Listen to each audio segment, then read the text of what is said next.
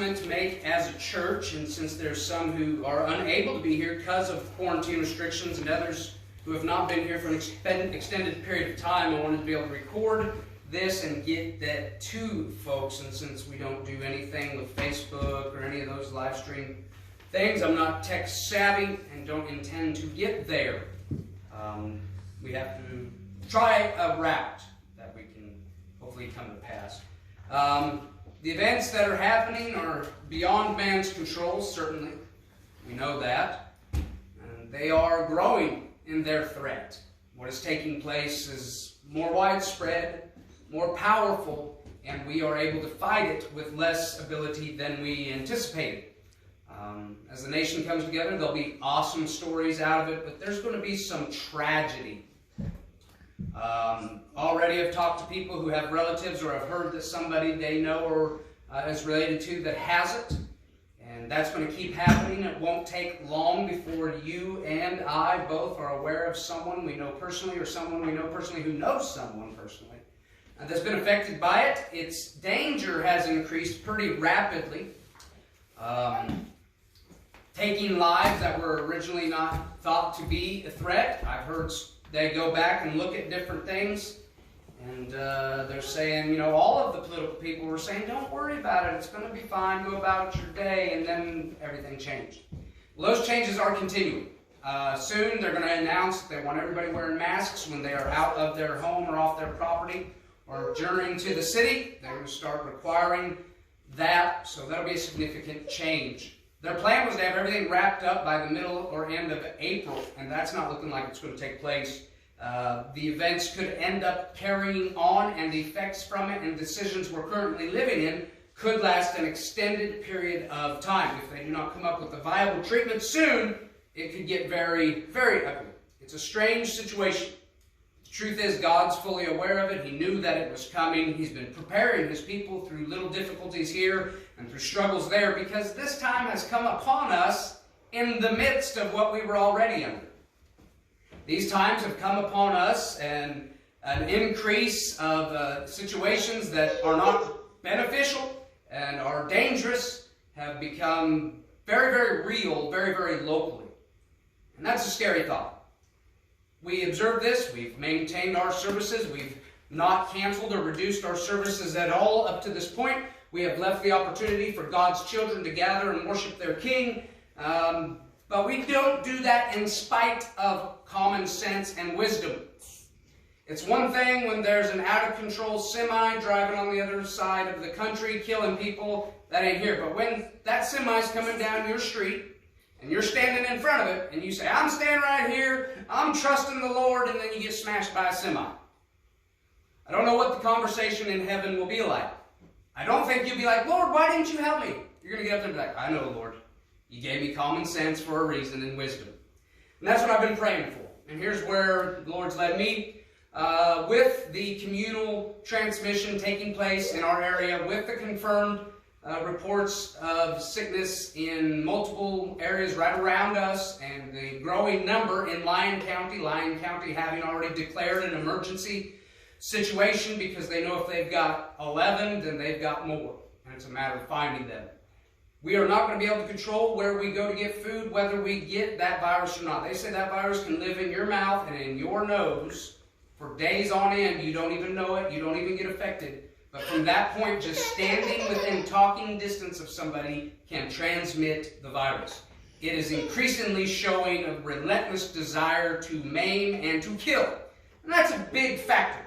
Now, the last thing any preacher ever wants to do is for any reason shut down services or limit or restrict having those services. I personally am not equipped to or don't have the ability and don't know how I feel about going all to social media type sermons and doing things that way.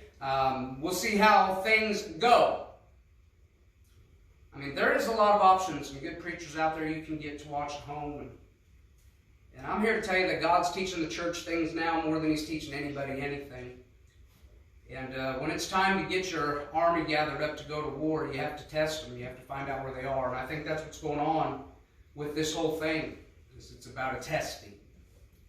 That testing may be having taken the church for granted for too long, believing that will just always be there. that on Sunday you're going to church. And maybe we've got a lesson to learn to appreciate something that should be so precious to us. The bride of Christ, the body of Christ itself. We take it for granted so often. We mistreat the bride of Christ. And we've got lessons to learn in this life.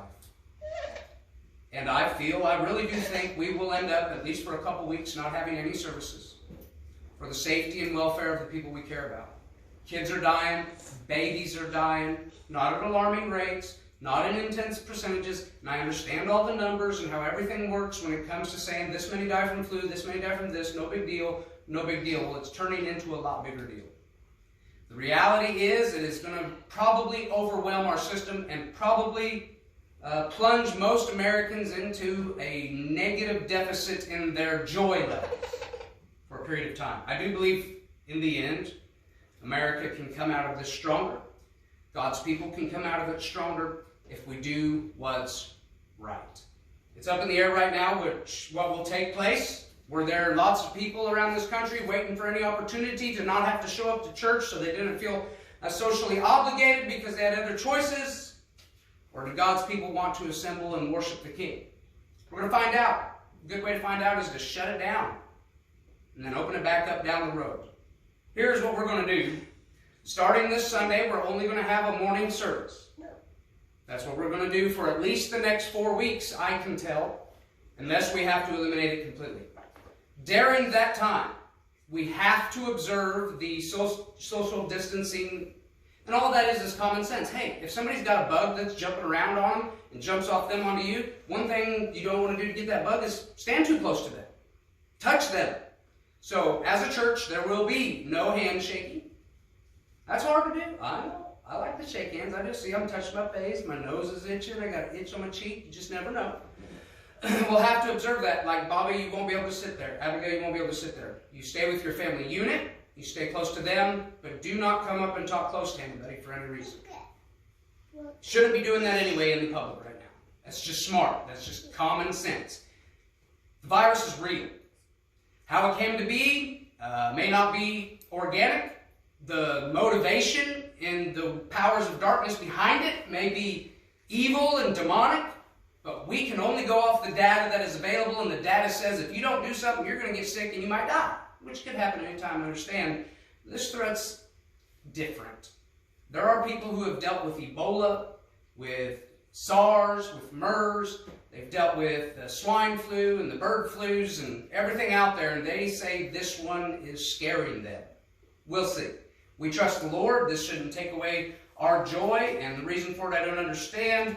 We're not going to cancel services yet altogether, but we are only going to have one service on Sunday morning, normal time. And then the midweek service, what I'm thinking is instead of necessarily a midweek service, you come with your family and you come to the church and you pray when you can. If that's going to be Thursday or whatever, spend an hour praying, seeking the Lord, and my family will come over and do the same, and we'll just have times where we can do that during the week. Right now we need prayer more than anything. Okay? So that's what we're going to do. That's the steps we're going to take. We have to take advantage of social distancing. We have to realize this thing's in the air. I mean, it's flu season anyway. And the last thing, any symptoms. If you have any kind of symptom of a cough, an itchy throat, a headache, any kind of symptoms of any kind of sickness, stay home. Don't bring it. It's a new ball game. It's a new world now, and it's going to change a lot, and we have to do something. I think within 2 weeks we'll know something. As soon as we know we have a viable treatment, as soon as we know that we've figured out where the spread is and how it's been isolated, and we know that, and we can feel confident, I can feel confident that we can all come together, and I won't give you the disease, and you won't give me the disease, and you won't give my kid the disease, and my kid won't give your grandma the disease. Whatever. All right? Too many unknowns, too many variables to risk each other's lives. If you were at your home, let's say we were here at church and they were burning and the fire was coming, and we said, we're not going nowhere, we're trusting the Lord, He's going to cause the fire to go right around us. Well, do you think there might have been some men killed in World War II that were believers, that trusted God and believed that He would protect them? Did you know what Shadrach, Meshach, and Abednego said? we're not bound down to your God. Throw us in the fire. If he saves us, great. If he don't, we ain't turning our back on him. And I think we've got a church full of Christians who've turned their back on God because he didn't save people the way they thought they should have been saved. And I believe that's really at the heart of what this is all about. God is always working with his church in this world. His ear is far from the wicked. Everything that God does and all the events that take place are for us as his people to do something about and to respond. So that's the steps we're going to be taking. Starting Sunday. So there will be no church next Thursday. Like I said, we'll just kind of communicate and pick a time where we can come and pray as families for each other, for the world, for a treatment, for a cure, especially for those people in the hospitals, the doctors and the nurses, and everybody who's putting their own personal lives at risk right now trying to help others. And they've got doctors dying every day, young nurses dying every day. It is becoming much greater than they thought. And it's time for us. The truth is, we've seen that it's close, it's here, and it's spreading, and that we have to be wise in what we do from this point on. You would hate to be so arrogant as to believe you can walk around invincible and to come down with something. Yes, it would be awesome to stand against it and to say, no, bad, wrong, we're not doing that, and then everything goes fine. But I already heard multiple churches with a lot of people in their church getting sick from it. Think that pastor's going to live that down very well? If he's got some people in his congregation that die because they said, well, brother, we're behind you, we're going to come to church, and we don't care about this dumb virus. But they do now. Therefore, we're going to make that decision. And I will tell you, forewarn, let you know, there probably will be 2 or 3 weeks where we have no assemblies because the risk is too great. And if you've ever taken a risk and made a decision because you thought somehow it would magically work out and it didn't, you can understand where I'm coming from. So that being the case, that's where we're going to go from here. All right? All right, stop that.